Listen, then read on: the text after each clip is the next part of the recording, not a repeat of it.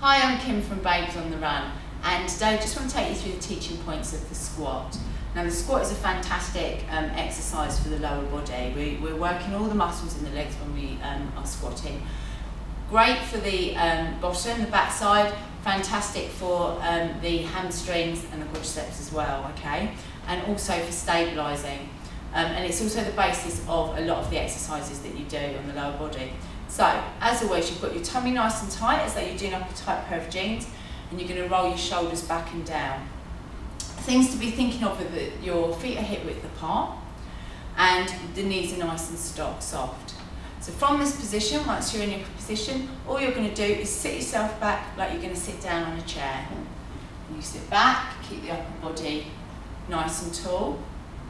As you go down, you're going to drive up through the heels, squeezing the bottom to push yourself up into that position.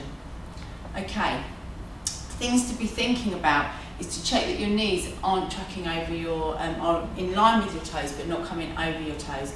So what can sometimes happen is people can tend to squat from their knees, and that brings their knees forward. Here you want to think more about taking the hips back rather than the knees forward.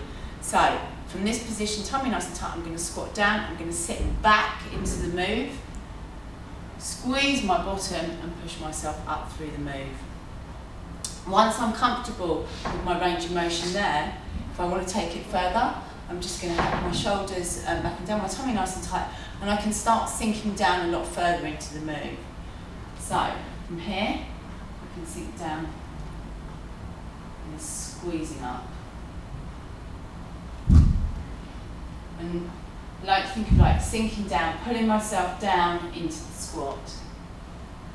Now problems that people sometimes have, as I say, are the knees coming over the toes, so to avoid that, push back from the hips. Another problem is that the upper body tends to kind of collapse forward. So what you get is this sort of movement, especially if you're holding weights, you can end up right down here.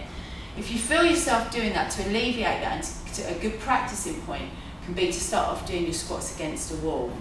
So what you do is standing in front of the wall, as close as you're going to be comfortable to start with. You're going to stand up close to the wall, into your position, in from your nice strong base, feet just outside the shoulder width, abs are nice and tight, the shoulders are back and down, and you're going to sit back into your squat. And as you can see, here, if I was to come forward, if I was to collapse, I'm going to headbutt the wall, so that's not going to be a good move.